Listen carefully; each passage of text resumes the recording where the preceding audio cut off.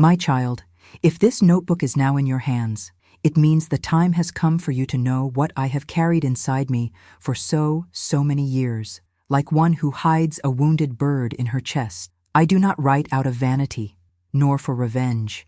I write because my body is no longer strong. My memory fades little by little like dying embers, and before my mouth is silenced for good, I must tell it. Are you curious to find out how it all happened? Then subscribe to the channel now and leave a comment telling me where you're listening to this story from. I love to know where you're following me from. And look, if I were you, I wouldn't miss what's coming up. The truth I'm about to reveal will move you in ways you can't even imagine. Are you ready? Truth has a strange weight. When we are young, we think we can bear it with bravery. But after a while, it settles on the soul's shoulders like wet stone. It does not hurt every day, but it never dries. I kept this secret as though it were a sin, and perhaps it was, a sin of silence, of fear, of submission, of shame.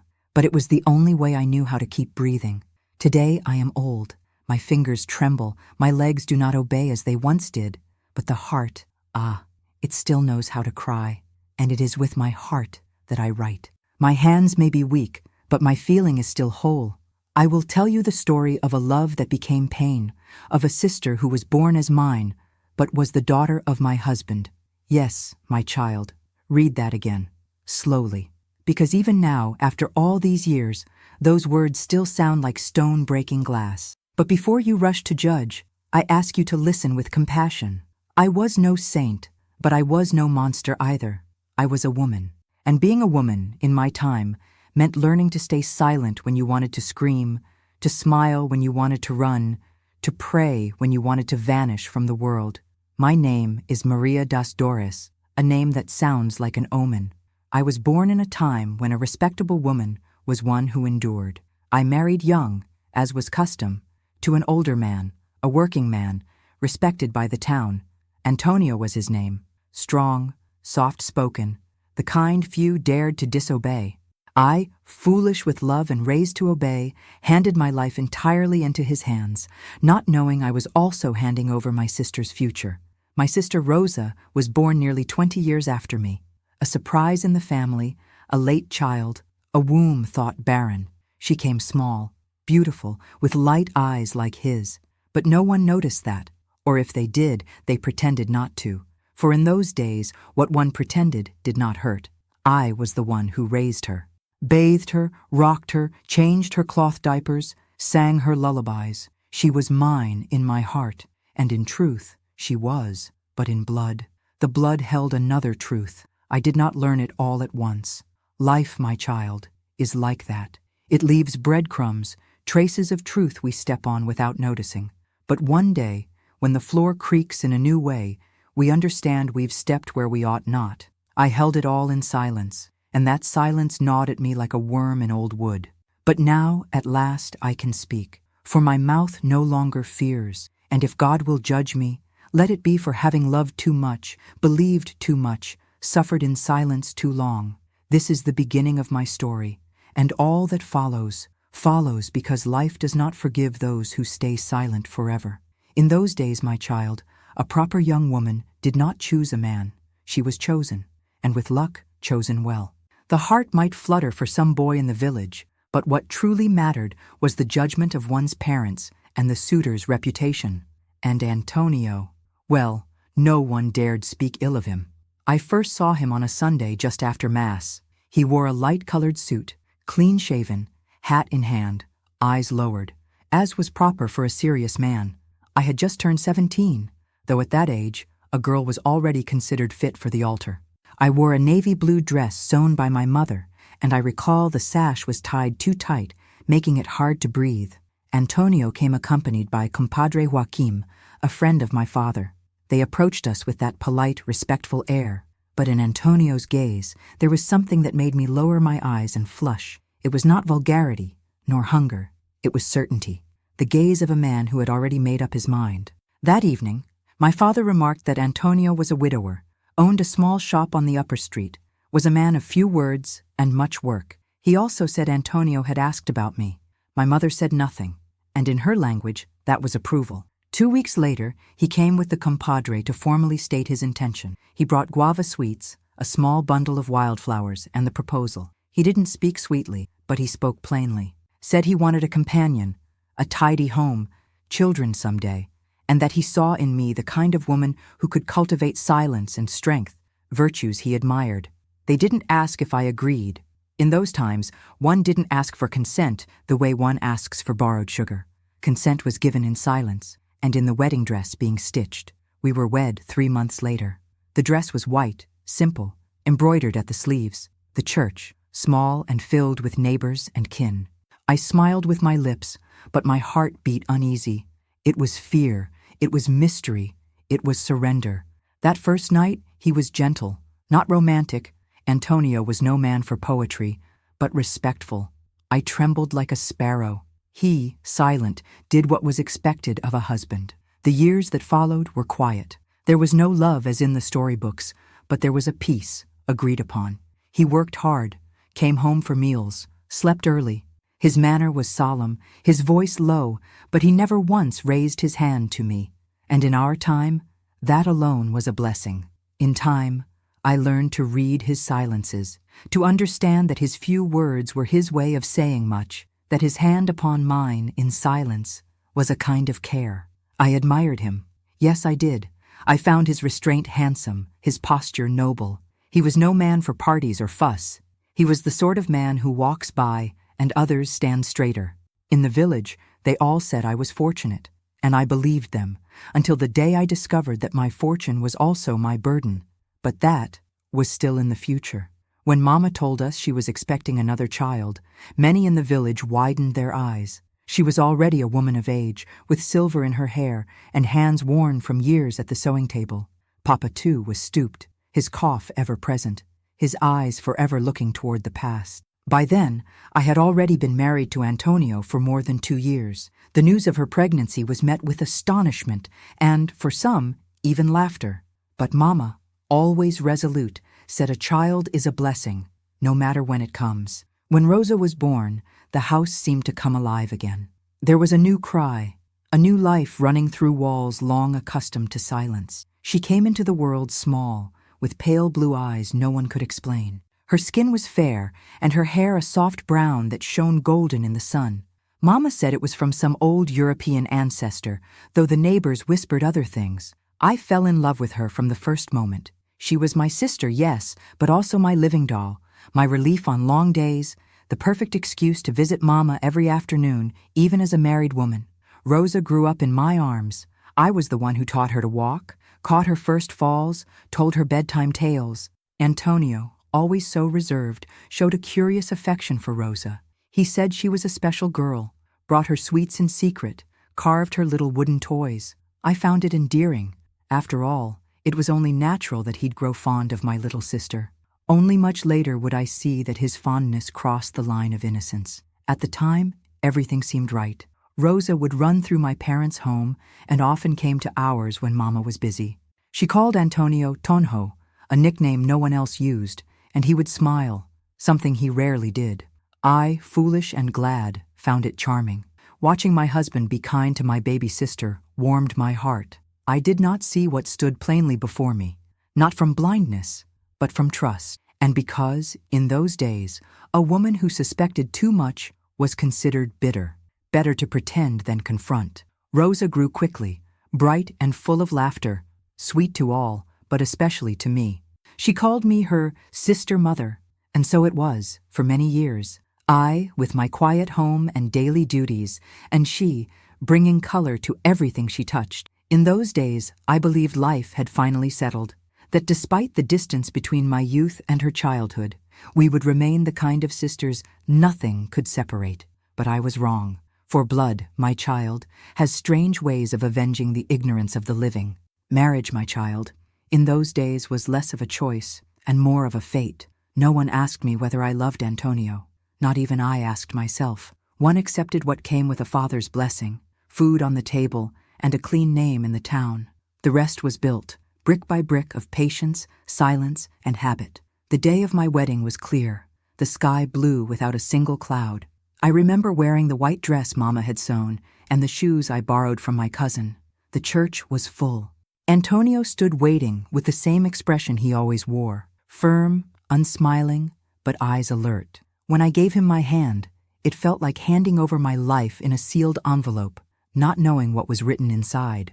The feast was simple: cornmeal cake, red currant punch, neighbors playing accordion. But for me, in that moment, it felt like royalty. I felt like a grown woman, mistress of a home, about to begin the kind of story I had heard sung in old songs. The first months with Antonio were marked by routine. He left early for the shop, returned promptly for lunch, napped after the meal, and in the evenings sat in silence reading the paper or listening to the radio. He was not a man of many words, but neither was he a man of shouting. He never raised his hand to me, never humiliated me, and in those times that alone was enough to call a marriage good. As for me, I did everything as was expected. A clean house, hot meals, clothes pressed, coins counted with care. I had been shaped to serve without complaint, and I confess there were days when that gave me pride. In time, I came to know Antonio by his subtleties, the way he shut the door when upset, how he tugged at his mustache when anxious, the long silences that meant either weariness or anger, though I could never tell which. We had no children. For a while I thought it was my fault. Later, I understood he never truly wanted them. He said the world was already harsh enough without bringing more into it. And deep down, I think that was just an excuse, but I accepted it. For women of that time accepted things without asking too much. It was in that empty space where children should have been that Rosa filled so much. She brought joy into our home. Antonio would laugh with her, and I clung to that laughter as one clings to a flower in a dry garden. Rosa became my way of dreaming what I could not have. She was my distraction, my tenderness, my little joy each day. And Antonio seemed lighter when she was near. At the time, I took that for a blessing. Today I know that not all lightness is innocent. From a young age, Rosa had something no one could quite explain. It wasn't just her beauty, though yes, she was beautiful, but there was a kind of light in her, a presence that drew attention without even trying. When she entered a room, conversations paused for a moment, even if no one said a word. It was as if the air itself shifted around her. I used to say she had the soul of a bird, light, restless, always peering out windows, as if searching for a world greater than the one we knew.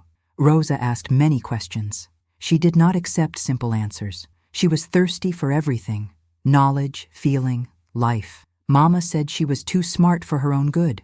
Papa only smiled and shook his head, proud. But Antonio, he looked at Rosa as one might look at a thing too strange to belong in a house built on restraint. As the years passed, Rosa became even more distinct. Her features were delicate but strong. Her gaze was clear, direct, at times unsettling. She spoke little, but when she did, her words struck true. There was something in her gestures, too, a naturalness, a poise, that didn't match her years. There were also resemblances. I didn't want to see them, but I did. The shape of her nose, the line of her jaw, her thick eyebrows, features that echoed Antonio. At times, when he came home and she was already there, their eyes would meet in a strange way, as if they spoke something silently. I would look away, pretend not to notice. Rosa, too, seemed to sense my silences. She never asked me anything, but her embraces lingered longer. Her eyes held mine a bit too long. Sometimes she brought me wildflowers, saying nothing of why. I smiled, thanked her, and everything carried on as if it were all perfectly normal. But it was not. Rosa was always different, not merely for being the late-born, the youngest, the one we all doted on, but because she carried a piece of a secret that had no name. And the more she grew, the more I felt that secret rising before me, like a cloud that darkens the sky ever so slowly. What I did not yet know was that the secret had been whole from the beginning. And I was the only one still pretending not to see it. Suspicion, my child, is something that comes uninvited. It slips in like a cold draft beneath the door. At first, we do not even notice. Then, it starts to bother us. And before we know it, the chill has crept into every corner of the house. It was like that with me. I was not looking for anything. I did not want sorrow. I was content, or at least trying to be. Life went on with its rhythm. Early coffee, linens on the line, lunch on the wood-burning stove, Antonio at the shop, Rosa always nearby. Everything seemed in its place, until the small cracks began to show. First, it was a whispered conversation in the general store. Two women who stopped speaking as soon as I stepped inside. One looked at me with pity, the other with guilt. They said nothing, but the silence, the silence was like a muffled scream.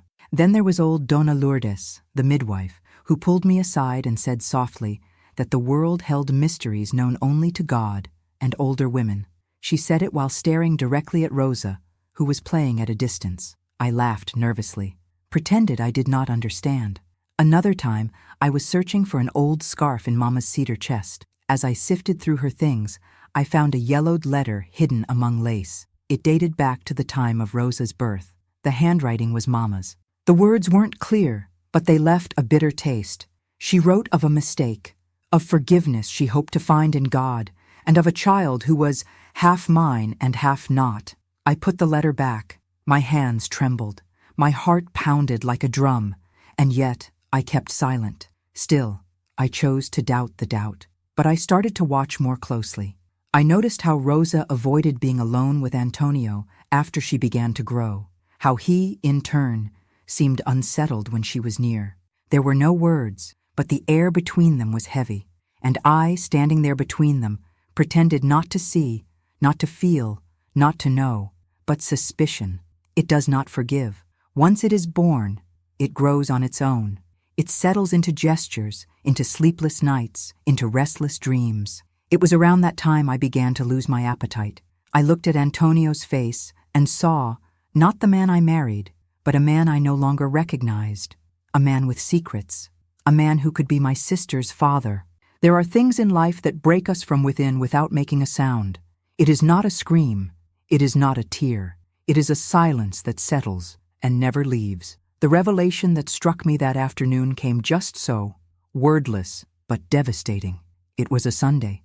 Rosa had gone out walking with a friend. Antonio sat on the porch reading the paper, as he always did. The weather was warm, the sky clear, but my heart felt shrouded in mist. I had gone into Mama's room to look for an old book she once promised me.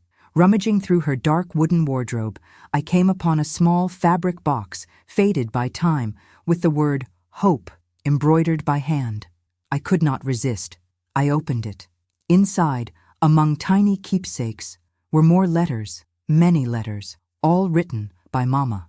Some addressed to a woman whose name I did not recognize, perhaps a friend, perhaps a midwife. But it was one letter in particular that stopped me cold.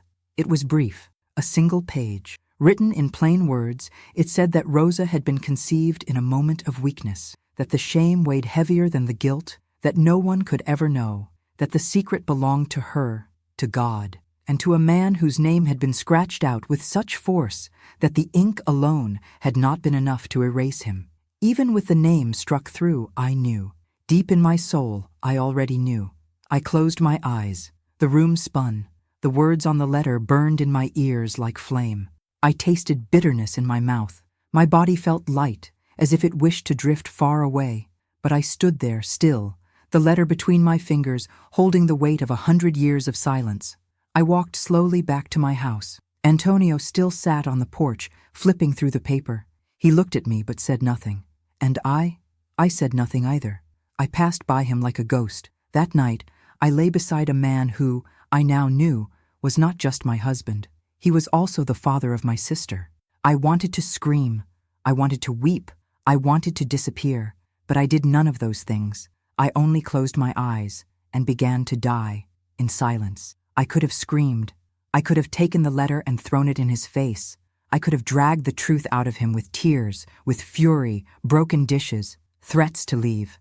That is what any woman in a radio drama would have done. But my life was never a drama. It was silence. That night, after the revelation, I sat at the edge of the bed and stared at the floor for hours. The world had changed, but everything around me remained the same. The folded quilt, the ticking clock, the wind rustling the shutters, and he, lying beside me, snoring, as if nothing existed beyond his sleep. That perhaps hurt the most, his indifference, the certainty that he knew what I now knew, and felt no shame. but I said nothing. I swallowed the scream, the tears, the truth. Silence felt safer. A confrontation, though just, felt useless. What would he say? That it was a mistake? That he never loved me? That Rosa was an accident, a slip, or worse, that he loved her more than me? I did not wish to hear any version. I chose the emptiness. And emptiness has its own sound, my child. It is an echo that answers where a person should. It is the space between two eyes that never meet again. It is drinking coffee at a table with someone who is no longer truly there. In the days that followed, I kept to my routines as if nothing had happened. I swept the floor, made lunch, hung laundry on the line. But inside, it felt as if I had died and left only a picture in my place. Looking at Rosa became harder.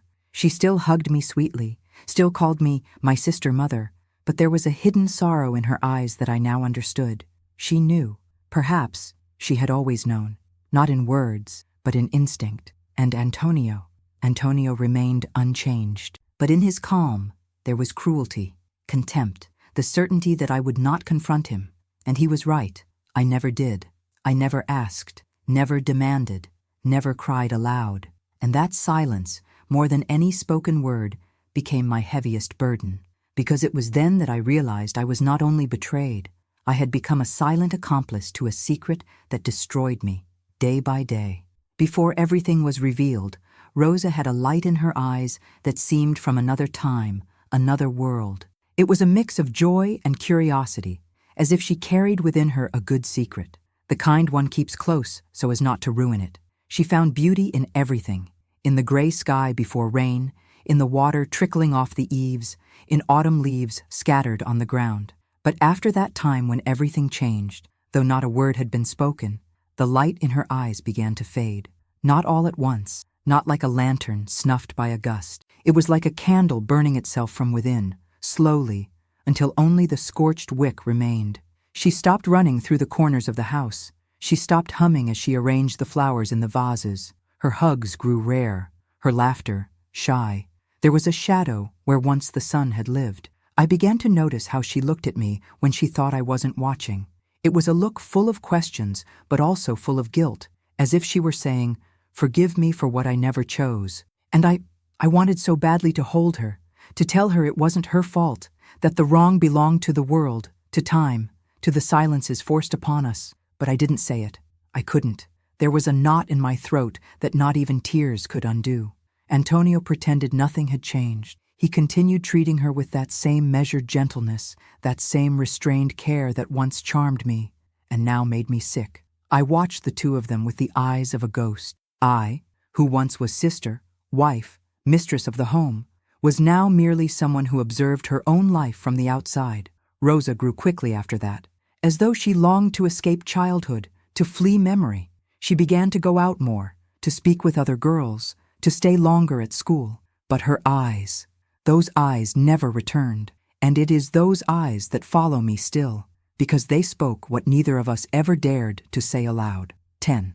Silence, my child, is not always cowardice. Sometimes it is survival. When the truth is too heavy to be spoken aloud, we learn to swallow words like stones. It hurts, yes, but it keeps the house standing. I chose to be silent, not from weakness, but from weariness. I no longer had strength for war. My heart, which was once a garden, had turned to dry soil. Even the gentlest breeze felt like a threat. I knew that if I spoke the truth aloud, nothing would ever return to how it once was. And perhaps because I already knew that, I remained quiet, because what I wished to protect was the only whole thing left. Rosa. She did not deserve scandal. She did not deserve the weight of others' sins. She was my mother's child, and his too. But more than that, she was my sister, and the last thread that tied me to what I once dared call love. I continued living beside Antonio as though I knew nothing. I tended the house, the laundry, the meals. He, in turn, kept to his habits as if we were a common couple. He never spoke of it, never confessed, and I never asked. We barely looked at each other, but now and then our eyes would meet by accident, and in those moments there was an ocean between us, a silent, aching truth that neither dared cross. With Rosa, I grew more distant, not from lack of love, but from too much of it. The pain was so deep that at times even the sound of her voice burned me inside. But I smiled still. Because real love is like that. It hides its wounds to protect the beloved. In the village, everything remained the same. No one said a word. Perhaps some knew, perhaps not. But in those days, secrets wore silence, like a cloak. And women learned to swallow what could not be changed. I remained silent for months, for years. And every day of silence was another brick in the wall I built inside myself. Today, looking back, I know it was not the silence that destroyed me. It was what the silence was hiding.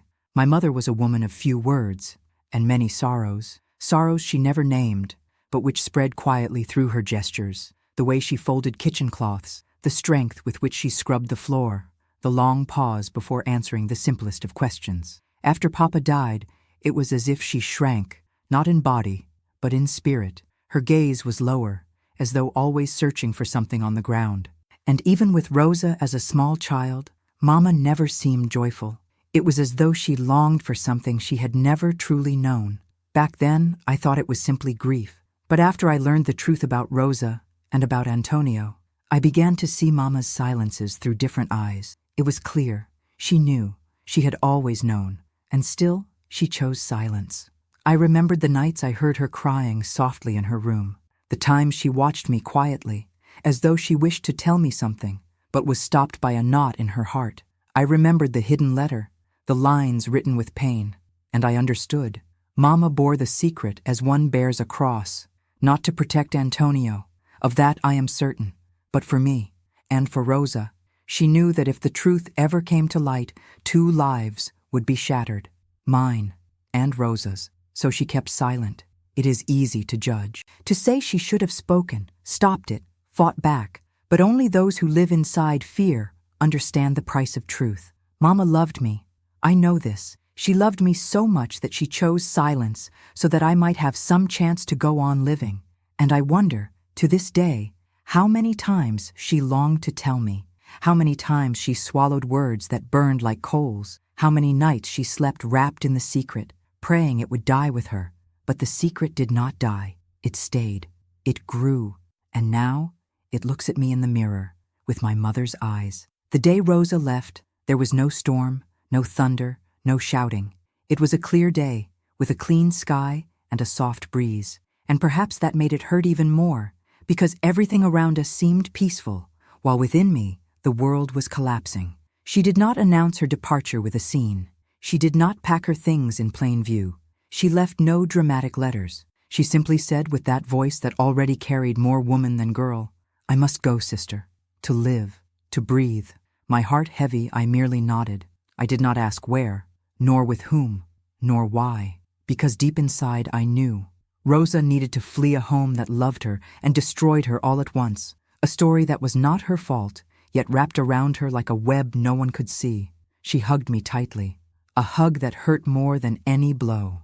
And when she stepped through the doorway, her eyes steady and shoulders firm, she looked a grown woman, though she was still such a girl. Antonio said nothing. He sat on the porch chair, staring into the distance, his lips pressed together. And I knew, in that instant, that he too understood it was the end. The silence of the house after Rosa left was different. Not the silence of calm mornings, nor the hush of daily rhythm. It was a heavy silence, soulless, echoing through the empty rooms. Her bedroom remained untouched for weeks. I could not bring myself to move anything. Her scent still clung to the linens, and for many nights I lay there, wrapped in memory. In the village, the questions began to rise. Where did Rosa go? Why didn't she say goodbye? I answered, with what little I had left, a faint smile and eyes that turned away. No one knew that on that day, it was not just my sister who left. It was my last chance at redemption, my final sliver of innocence, and perhaps the only pure love I ever knew. And all that remained was the emptiness, the same emptiness that once arrived so slowly and never left again. After Rosa left, our home became like a dusty photograph, frozen in time, without color, without sound. And between Antonio and me, all that remained was silence. Not the peaceful kind shared by old couples, but the thick silence of 2 people carrying different shames beneath the same roof. We passed each other like strangers in the house. He would rise early, drink the coffee I still prepared out of habit, go to work, return, eat supper, and sleep. Nothing more. No questions. No explanations. Silence was our only language. Inside, I was rubble, but outside, I continued the routine. I washed dishes. I sewed by the window's light. I lit the stove. Pain became habit. Grief became seasoning. Antonio never apologized, never confessed, but in every gesture there was a kind of weariness, a mute surrender. Sometimes he would glance at me as though he wanted to say something, but he always looked away. And I, whenever a sudden urge came to break the wall between us, reminded myself, there is no bridge for those who have chosen never to meet again. The bed, once shared in quiet dignity, became a trench. We slept at opposite ends, unmoving, our spirits absent. Even the mattress seemed to understand that there was no marriage left. Sometimes I would hear him cry softly, a muffled sob into the pillow. And though my heart longed to offer comfort, my soul answered with silence, for there was no comfort to be given. Not for him, not for me. Days passed, then months, then years, and what once bound us became a memory with no scent, a picture with no frame. It was no longer love, not even hatred. It was simply absence, alive, present, like a ghost. And the worst part is, I learned to live like that. Like someone learning to breathe with a broken chest. Many years passed without news. After Rosa left, she sent me 1 or 2 letters, brief, guarded, as if not to stir the old wounds. I replied, always with a burning heart and a trembling hand. But in time, silence won. The letters stopped coming, and I stopped expecting them. The years took away my youth, my mother, my dreams. Antonio, too, was taken. One day, he fell from the steps of the shop and never breathed again. The pain he caused me no longer stung. It was just another part of my story, like the cracks in the walls of the house, permanent but no longer meaningful. Then, much later, in an autumn sadder than the rest, Rosa returned.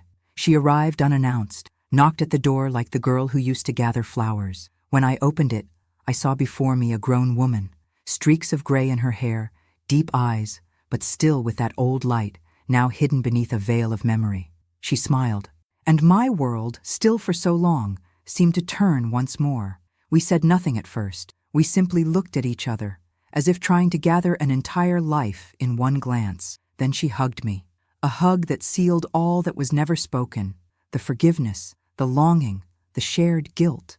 Rosa told me her life in fragments. She had married, had children, planted a garden. She never came back to the village because she knew that if she returned too soon, she would not be able to go on. And I understood, for had she returned earlier, I may not have survived it either. We talked for hours, laughed at old memories, wept for all that was stolen from us. And though we never spoke of the past directly, we knew every gesture, every silence was an answer. In that reunion, I saw that the love we had for each other was stronger than the tragedy that had surrounded us. And that night, after so many years, I finally slept in peace. For many years, I thought of telling. There were nights when I wrote full letters with words that flowed like blood from an open wound. But come morning, I would tear them apart, for every line written seemed to condemn not him, but her, Rosa. I knew that if the truth came to light, it would cause a ruin no passing of time could cleanse. Rosa had built her life. She was a mother, a wife, as happy as one can be within the bounds of what life allows. What right had I to take from her the peace she fought so dearly to find? And so I kept it all inside. In the village, no one spoke of it anymore. Faces aged, voices grew softer, and the secrets, they took root, became part of the landscape. I walked the same paths, past the same windows, and behind each one lived a silence that knew my name. With time, the secret stopped being a sharp pain. It became weight, a quiet, steady weight that made me walk slower, think deeper. But it was mine, a burden I alone knew how to bear. I never told Rosa, never said she was daughter to the same man who once called me his wife, never looked her in the eyes and poured out the truth that had burned inside me for so many years. Because, in the end, I chose love over clarity.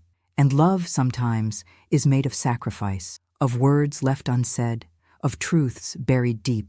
Today, old as I am, sitting in this chair that has seen more winters than springs, I gaze out the window and know I will take this secret with me, not out of cowardice, but out of compassion. I will take it because it is made of wounds too deep for words, and because there are secrets which, when spoken, do not set us free. They only wound further. Life has taught me, with time and silence, that not everything left behind must be spoken.